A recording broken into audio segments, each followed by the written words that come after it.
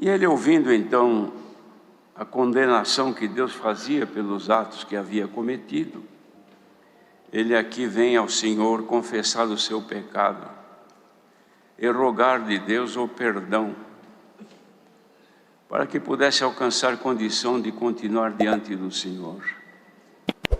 Isso aqui fica um exemplo, irmãos, de humildade que todos devem ter.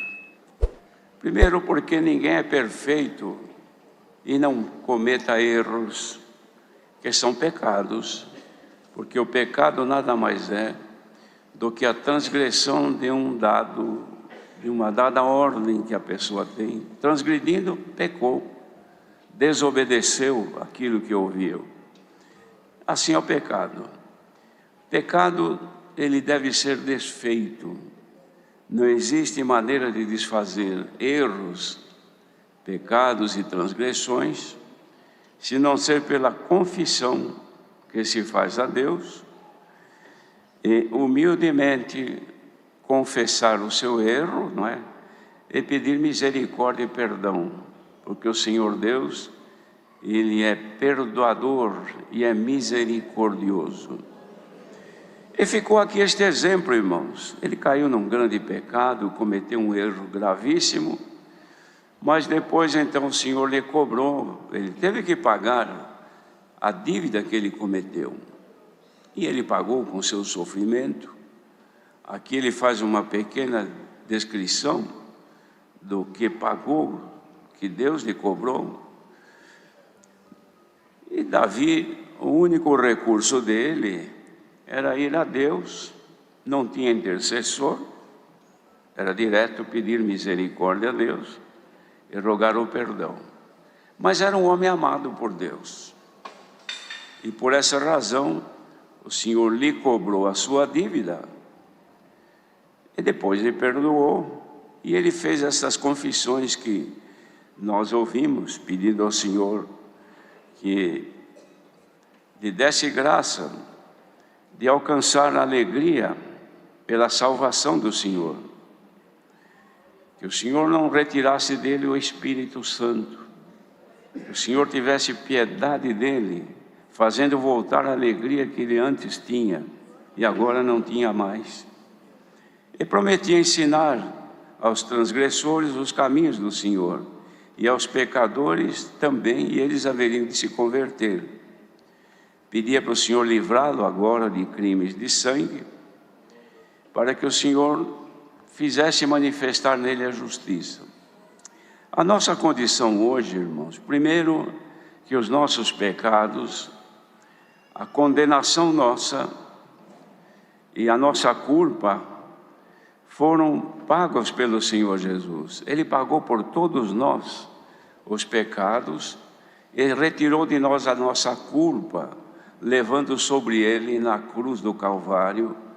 E nós agora diante de Deus já não temos mais a culpa daquele pecado original. E agora na graça do Filho de Deus, nós temos um intercessor, ou seja, alguém entre Deus e a nós, alguém que conheceu a fragilidade humana, que conheceu as dores do ser humano, as aflições, os problemas que o homem, a mulher sentem. Ele conheceu porque ele esteve, ele viveu nesta condição. E ele agora então, na perfeição que ele é, o Filho de Deus, ele está à direita de Deus para dar a intercessão a nós, isto é, buscar o favor que nós pedimos a Deus em seu nome.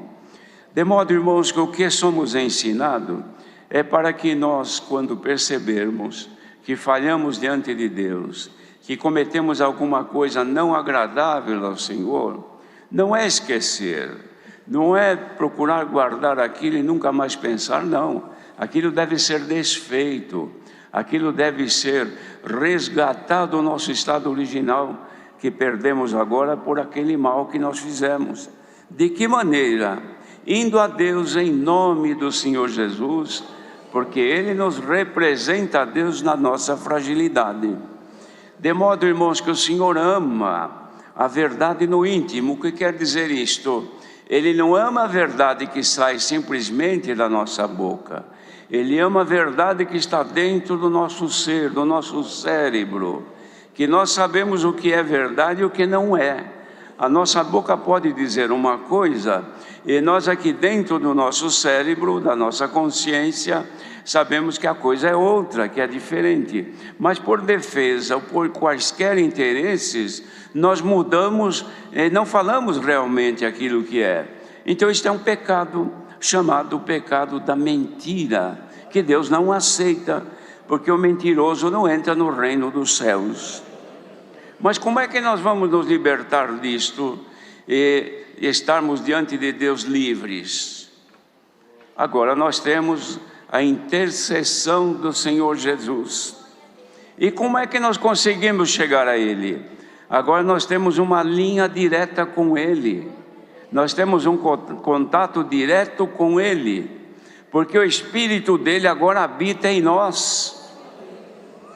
Então, através do Espírito dele que está em nós, nós confessamos arrependidos do erro que nós fizemos e aguardamos dele a misericórdia e o perdão. E ele não nega misericórdia e perdão àqueles que com coração sincero, cuja verdade não seja só da boca, mas no íntimo, ele ouve, ele atende, ele perdoa, irmãos.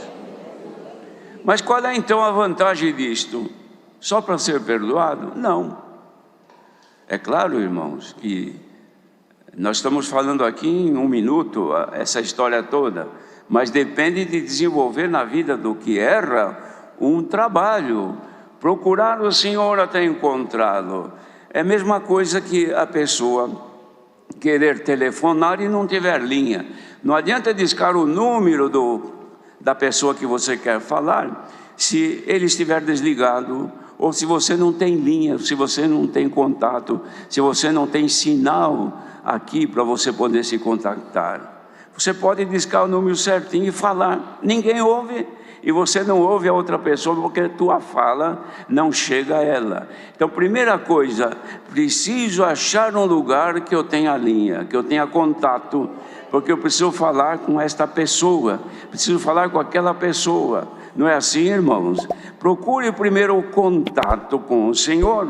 Procurando o contato humildemente, Ele conhece que você está procurando para buscar perdão, para reconhecer o teu erro.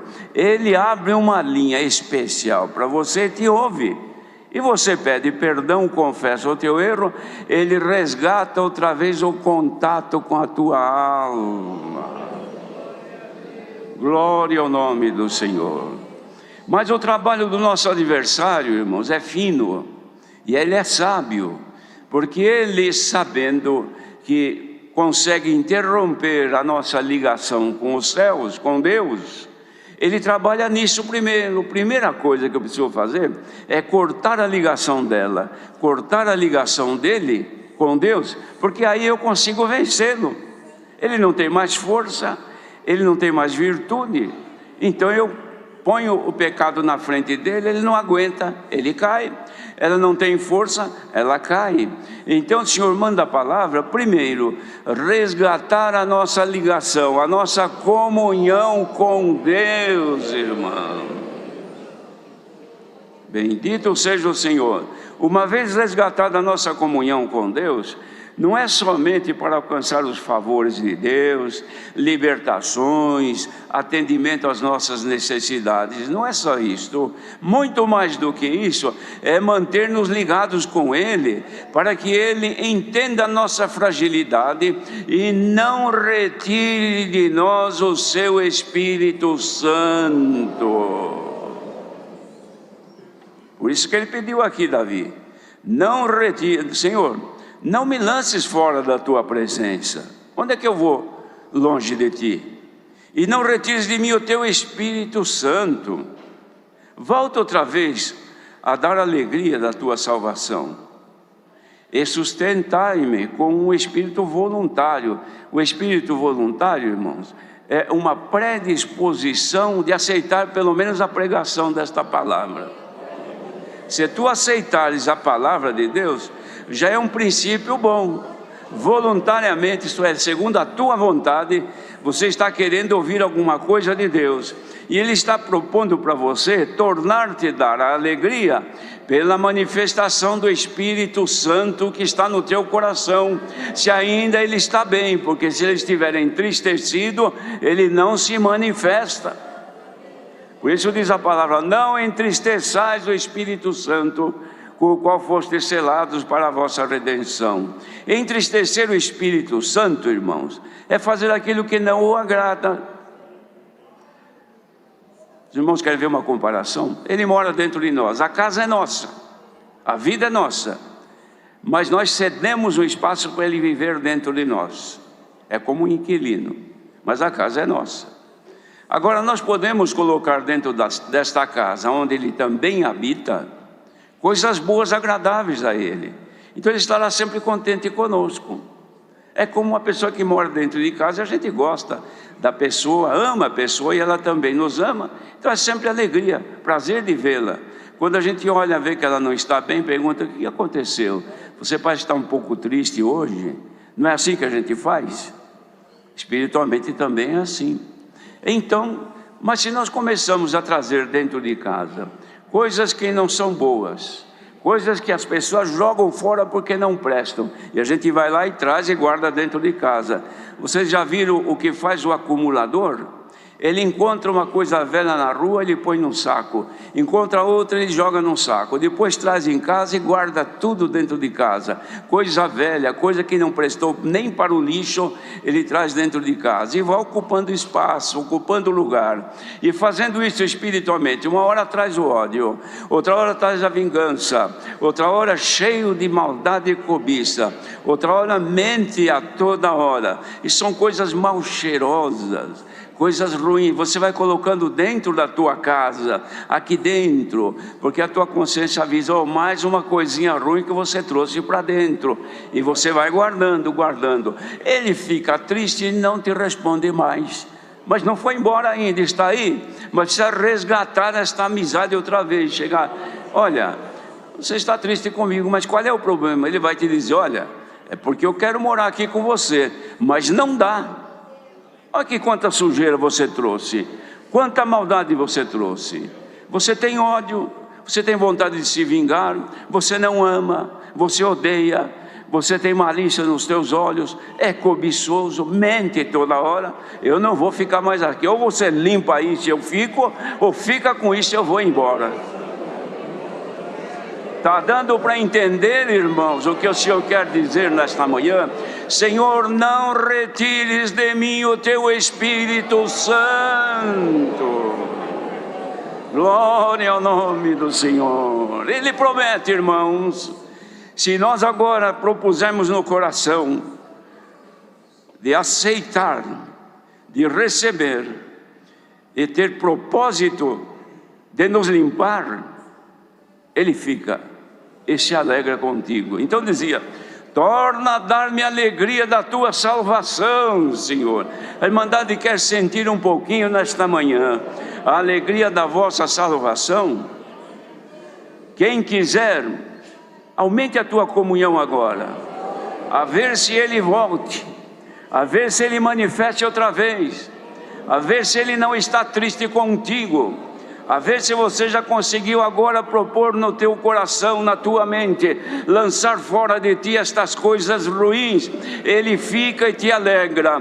Faça esta propositura agora: Senhor, limpa-me, purifica-me, lava-me, eu serei purificado. Purifica-me com isope, eu ficarei puro. Lava-me e ficarei mais limpo do que a neve. Bendito seja Deus.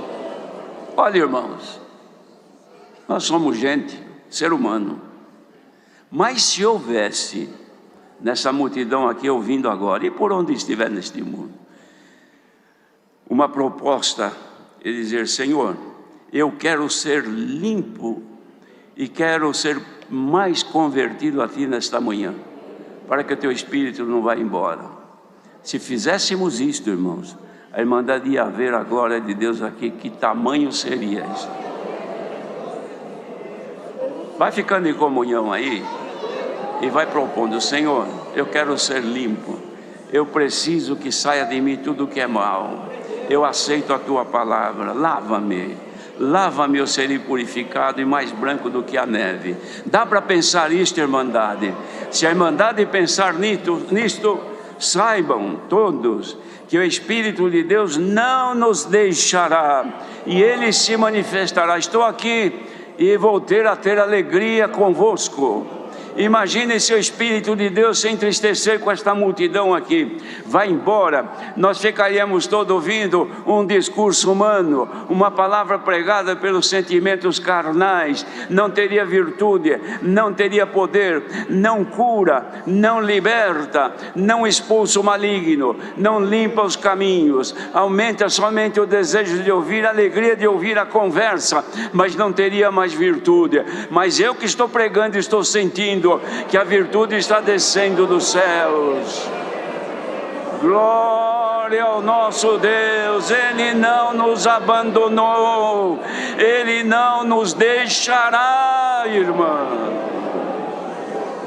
Sintam agora, e tenham a certeza de que Ele habita dentro dos vossos corações. Bendito seja o Senhor. Se a nossa fé for suficiente, sairemos daqui mais brancos do que a neve. Se é o poder do sangue remidor do Senhor Jesus, que pagou as nossas dívidas, hoje está aqui, olha, Pai, eles não têm com que pagar, muita desobediência, muitos defeitos, mas a palavra está trabalhando no coração deles, e eles querem restituir a paz, a alegria. Vamos devolver a alegria para eles. Vamos manifestar neles a alegria de saber que são teus filhos. Quem sabe, irmãos, terminando esta palavra, a glória de Deus não enche este lugar. A presença de Deus não nos garante que Ele ainda habita em nossos corações. Deus seja louvado. Amém. Agradeçamos a Deus em oração.